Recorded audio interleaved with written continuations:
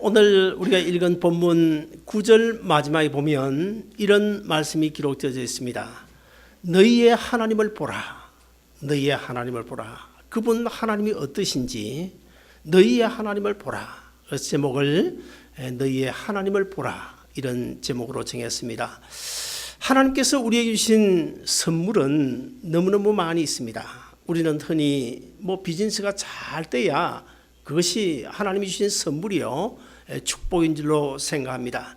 아니면 또 어떤 병에 걸렸다가 하나님의 은혜로 병 고침을 받으면 이것이야말로 내 인생에 주신 가장 큰 선물이다 그렇게 생각하지만은, 그러나 우리는 평소에 하나님께서 내 삶 속에 어떻게 구체적으로 간섭하시는지, 또 하나님께서 나를 위하여 준비해 놓으신 선물들이 너무너무 많은데 그 선물들이 무엇인지를 우리가 한번 살펴볼 수 있어야 됩니다. 우리가 평소에 너무 흔하니까 생각하지 못한 것들이 있지 않습니까? 예를 들어서 공기 중에 포함되어 있는 산소, 하나님께서 주신 거잖아요. 이 산소 없으면 우리가 10분도 숨을 쉬고 살 수가 없겠죠. 산소뿐만 아니고 물도 마찬가지입니다. 우리가 언제든지 마시고 싶으면 퍼다 마시는 그 물도 사실 따지고 보면 하나님이 주신 은혜요. 아침에 자고 일어나면 뭔가 소복소복 쌓이는 눈이라든지 아니면 이슬이라든지 이런 것도 하나님의 은혜고, 아침 되면 떠오르고 저녁 되면 지는 태양도, 그리고 밤하늘의 별이나 달도 사실 따지고 보면 하나님의 은혜고, 그 다음에 산천 초목도 하나님의 은혜가 아닐 수 없습니다. 이런 수없이 많은 은혜를 하나님께서 우리에게 주셨는데 그 많은 은혜를 가운데서 가장 귀한 것 두 가지를 고르면 무엇일까요? 첫째는 우리가 가지고 있는 성경입니다. 성경. 진리의 말씀, 구원의 교과서인 이 성경. 이 성경을 하나님께서 우리에게 주시지 않았다면 우리가 어떻게 됐을까? 너무너무 귀한 선물입니다. 그 다음에 또 다른 한 가지 선물이 있다면 뭘까요? 바로 예수 그리스도이십니다. 하나님께서 자기 아들 독생자 예수 그리스도를 이 땅에 2000년 전에 인간의 몸을 입혀 보내주신 그 예수 그리스도께서 이 땅에 오시지 않았다면, 하나님께서 보내주시지 않았다면 이 세상이 과연 어떻게 되었을까? 정말 참 아마 이 세상이 이미 벌써 망하고 말았겠죠. 그리고 우리가 인생을 살아가는 동안에 우리의 인생길에 참 가장 많은 영향을 끼치는 책이 얼마나 될까요? 어떤 책일까요? 요즘 사실 책이라고 하는 것은 홍수를 이루지 않습니까? 한 몇 년 전만 해도 신학교에서 우리 목사님들에게 아이고 책 좀 보내주죠. 책이 지금 3만 권 이상 돼야 되는데 그렇게 부탁할 정도였습니다. 그런데 요즘에는 책이 남아 돌아가지고, 저도 작년에 이사를 가면서 책을 거의 한 절반 넘게 3분의 2 정도 책을 다 그냥 나눠주고, 마침 우리 친구 목사님이 이 책을 신학교에 자기가 좀 실어서 주겠대요. 그래서 신학교에 가서 자기가 책 가져왔노라고 생색을 좀 내겠다고, 그래서 차를 가지고 왔길래 아이고 잘 됐다 싶어가지고 그 차에다가 가득 실어가 신학교에 보냈더니 저는 알고 있거든요. 신학교에서 반가워하기는 그냥 왜 연락도 없이 이런 책을 이렇게 많이 가져왔느냐고 그랬답니다. 그래서 참 수없이 많은 책들이 있는데 그 수없이 많은 책들 가운데서 우리 삶에, 우리의 인생길에 가장 큰 영향력을 끼치는 책이 무엇일까요? 바로 성경이라는 사실 여러분 아십니까? 그리고 우리 주위에 얼마나 많은 사람들이 살아요. 몇 개월 전에 세계 인구가 74억 명을 넘었는데 그 많은 사람들 가운데서 내 인생에 가장 큰 영향력을 끼치는 사람이 누구일까요? 바로 예수 그리스도라는 사실을 여러분 믿으십니까? 우리는 지금 예수님께서 이 땅에 오신 성탄 주간에 접어들었습니다. 여러분, 이 성탄 일전 4주를 가리켜서 대강절이라고 부릅니다. 대강절, 영어로 The Advent라고 그러는데, 이 The Advent 이 말은 무슨 말인가 하면 이 대강절은 오심이란 뜻입니다. 오심, 출현이란 뜻입니다. 한문으로 출현, 나타난다 그런 뜻입니다. 그런데 이 Advent라는 단어는 본래 그 라틴어로 하면 로마 말입니다. 로마어로 라틴어 Advenient라는 말에서 나온 파생어인데요. 그 advenient라는 말이 무슨 뜻일까요? 역시 오심을 이야기하는데 과거적으로 오셨다 그런 말이 아닙니다. 앞으로 오실 것이다 그런 말도 아닙니다. 하나님 입장에서는 이미 우리에게 보내주신 것을 이야기하고, 그 다음에 오늘 우리 입장에서는 오실 분을 의미하고 있어요. 지금 오고 있는 상태, 지금 오고 있는 상태를 가리켜서 대강절이라 그럽니다. 그러므로 하나님 입장에서 보면 우리에게 자기 아들 예수 그리스도 구원주를 이 땅에 보내주셨고, 또 우리 입장에서 보면 그분 예수님 이미 2000년 전에 오셨지만 이 대강절의 의미 속에는 세 가지 중요한 의미가 있는데 아기 예수의 탄생만을 의미하지 않습니다. 세 가지가 있습니다. 첫째는 물론 아기 예수 탄생을 의미하고 있고, 그 다음에 두 번째는 예수님께서 이 땅에 33년 공생에 사시다가 부활하셔서 승천하시면서 제자들에게 그리고 우리에게 뭐라고 약속하셨습니다. 내가 가면 보혜사 성령을 보내겠다. 그래서 영으로 이 말씀을 통하여 우리 주님이 우리의 심령 속에, 우리의 삶의 현장 속에 찾아오신 그 오심도 이 대강절 속에 포함이 되어져 있고, 그 다음에 마지막으로는 궁극적으로는 장차 세상을 심판하기 위하여 오실 재림주 예수님을 기다리는 그 기다림을 가리켜서 우리가 대강절이라 그렇게 말하는 것입니다. 사랑하는 여러분, 이미 예수님은 오셨습니다. 그럼에도 불구하고 우리가 오신 예수님이지만 그 오신 예수님을 내 마음속에 이미 받아들인 분은 계시지만 아직도 그 예수님을 받아들이지 못한 분이 있다면 이번 대강절, 이 성탄절을 맞이하여 그분 예수님을 나의 구주로 받아들이는 그런 놀라운 역사가 있어야 될 것입니다.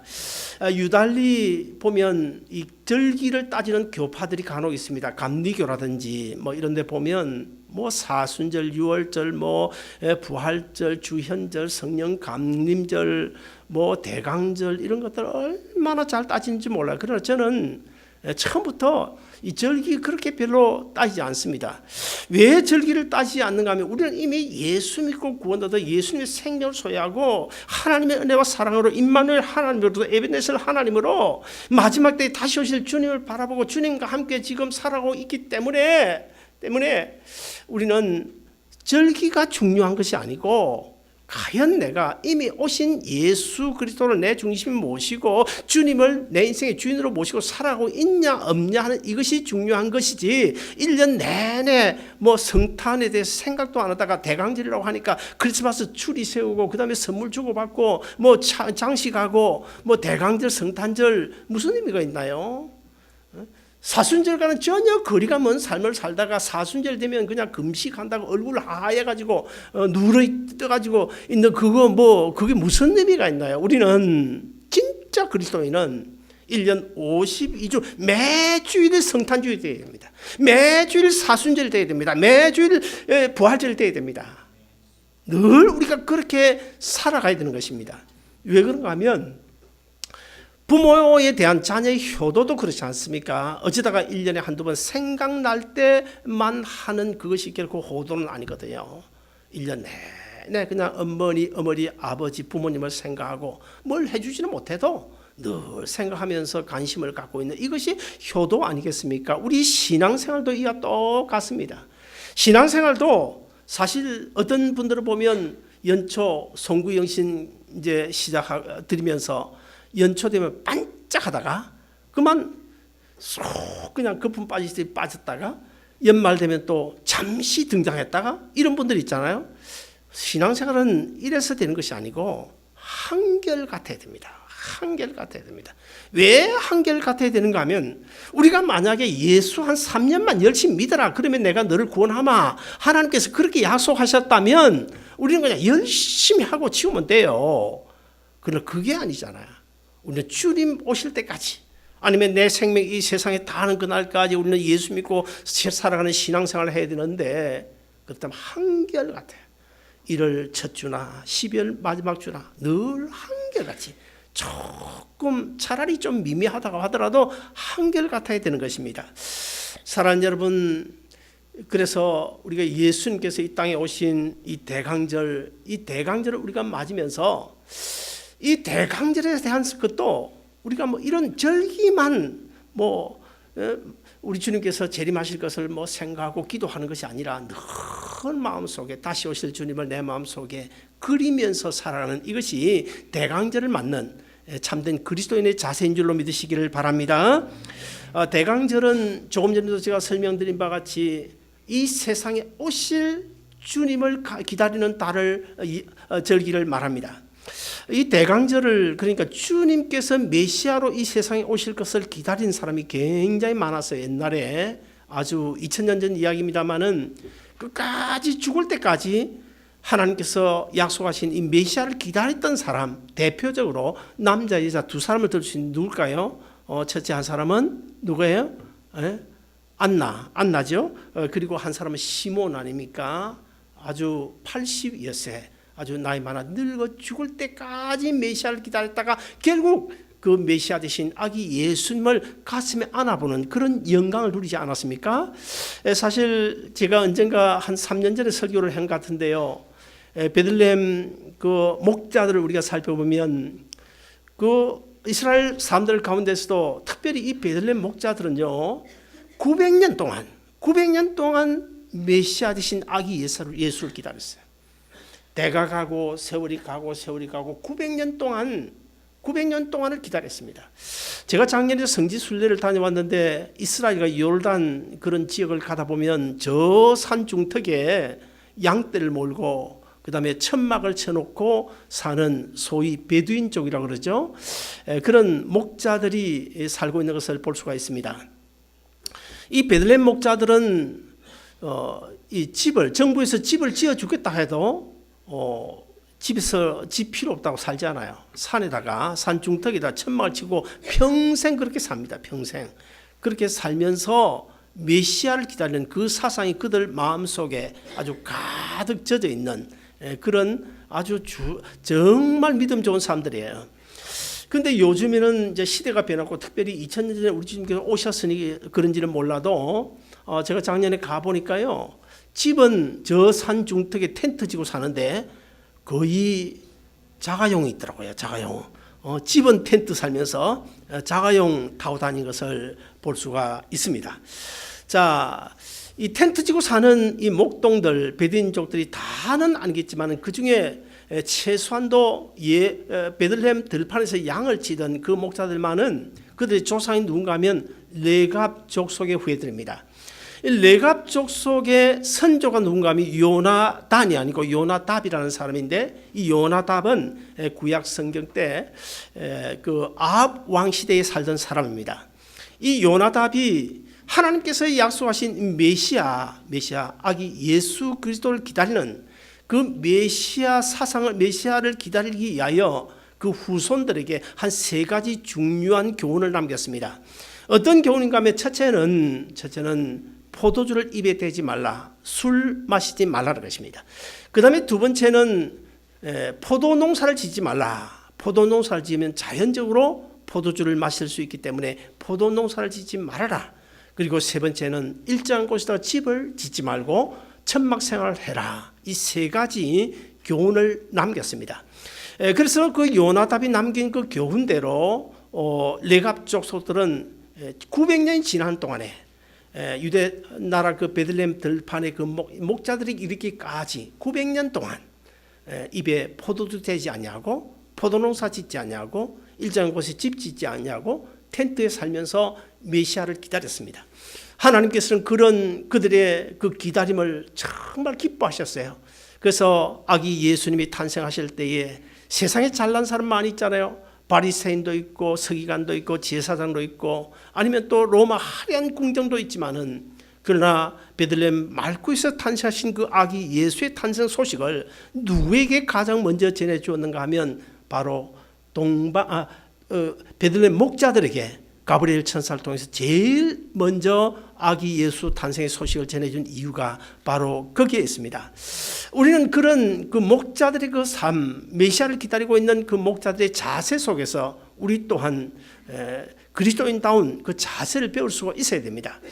우리는 예수 믿고 구원 얻어 나중에 우리 주님께서 이 세상의 심판주로 재림하실 그 주님을 내가 기다리고 있는다. 기다린다. 그렇게 우리가 말은 하지만은 진정으로 우리가 그 주님을 기다리고 있냐?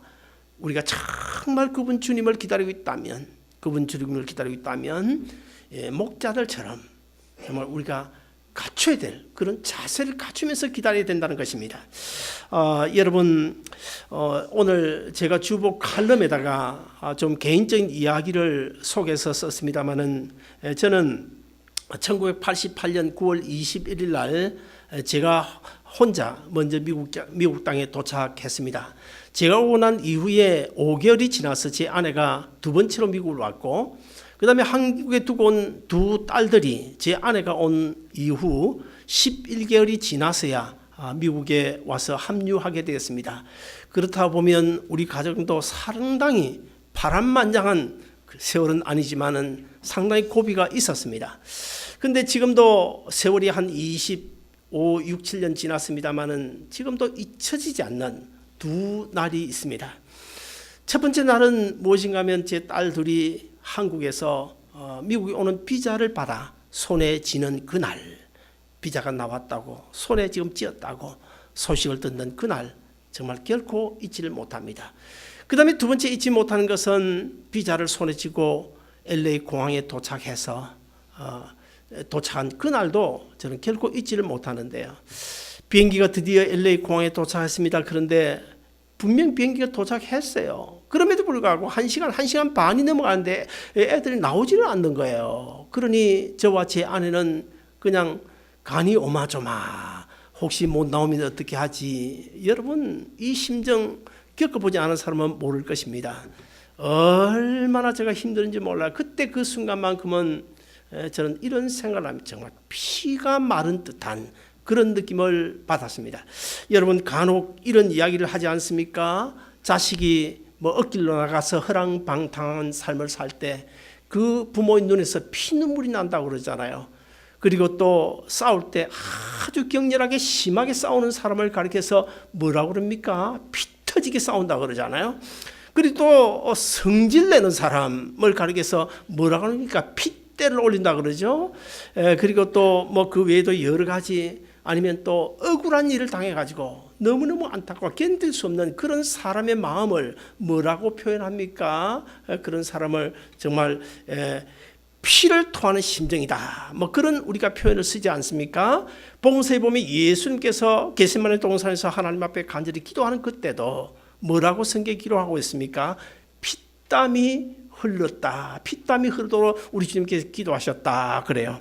여러분, 대학 입학 고사를 쳐놓고 기다리고 있는 그 부모의 심정, 그 부모의 마음을 가리켜서 뭐라고 그럽니까? 하루하루 정말 피가 마른다, 하루하루 피가 마른다 그러잖아요.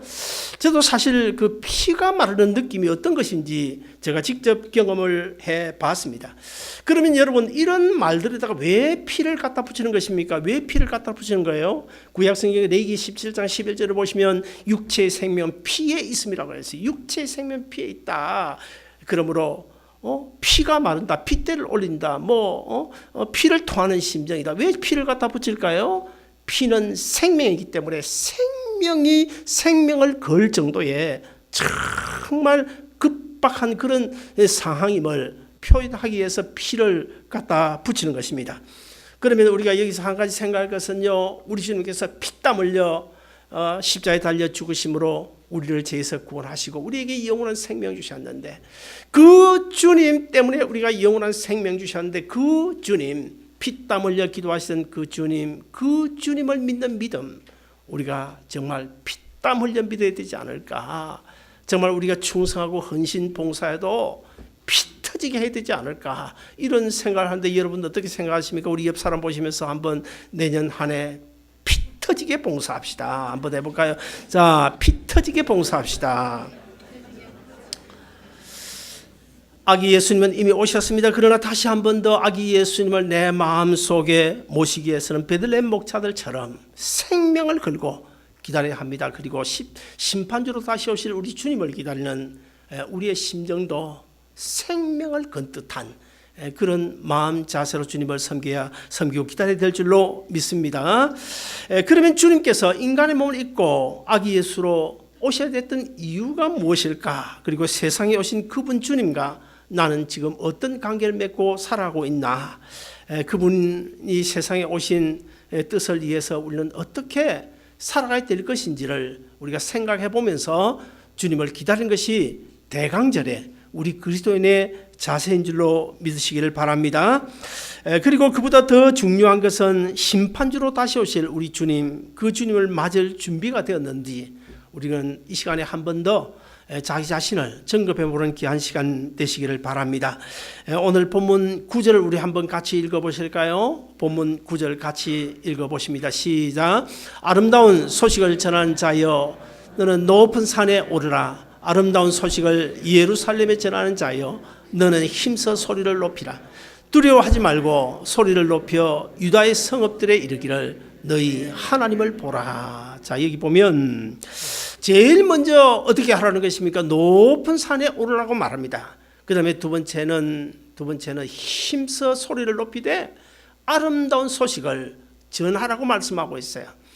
그러면서 마지막에 너는 두려워하지 말고 소리를 높여 유다의 성읍들에 이르기를 너희 하나님을 보라. 너희 하나님. 어떤 하나님일까요? 어떤 하나님을 보라는 것일까요? 오늘 본문에 보면 두 가지로 설명드릴 수 있는 첫째 하나는 비천한 인간의 몸으로 낮아지신 하나님을 보라 그 말입니다. 우리가 대강절에 우리가 가져야 될 자세는 하나님이 어떤 분으로 이 세상에 오셨는지 그것을 보라는 것입니다. 예수님께서 인간의 몸을 입고 세상에 오신 그 모습은 우리가 어느 정도 짐작을 하고 있잖아요. 가장 낮고 천한 말구이를 통해서 가난한 그 말구이를 통해서 이 세상에 오신 주님 우리가 너무 잘 알고 있습니다. 그러나 우리가 가진 성경 빌립보서 2장 6절을 보시면 이렇게 증거하고 있습니다. 그는 근본 하나님의 본체시나 하나님과 동등됨을 취할 것으로 여기지 아니하시고 오히려 자기를 비어 종의 형체를 가져 사람들과 같이 되셨다. 거기서 끝나지 않습니다.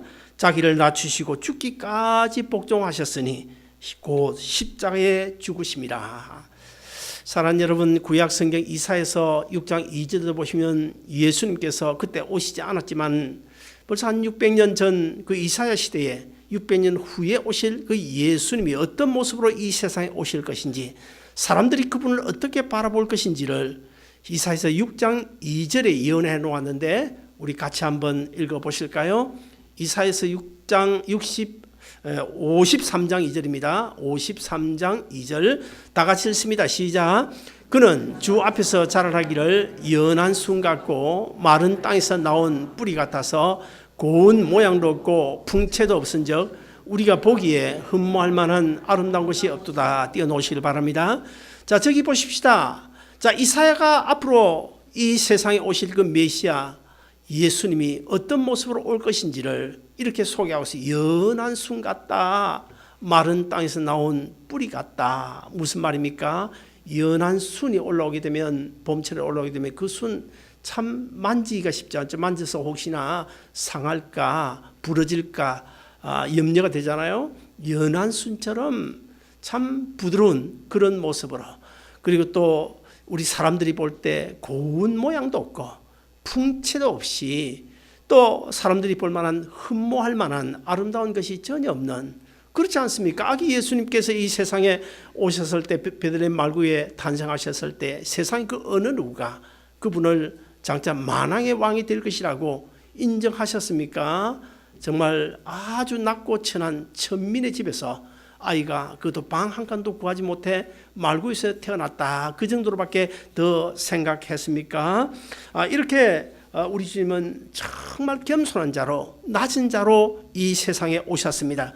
그렇게 낮은 모습으로 오신 아기 예수님을 기다리는 이 대강절에 그러면 우리는 어떤 자세를 가져야 될 것인가? 우리도 주님처럼 겸손한 모습으로 주님을 기다리는 대강절이 되어야 될 것입니다. 그 다음에 두 번째로 자기 희생을 통해 선한 목자가 되시기 위해서 오신 하나님을 보라. 이렇게 말씀하고 있습니다. 예수님은 어떤 분이었습니까? 사람들로부터 버림받고 멸시받고 천대받고 매맞고 뺨 맞으시고 채찍질 당하시고 십자가에 달려 세상 사람들이 볼 때는 허무하게 죽으셨습니다. 유대 나라를 구할 그 왕으로 생각했는데 생각밖에 기대밖에 예수님이 허무하게 죽으셨습니다.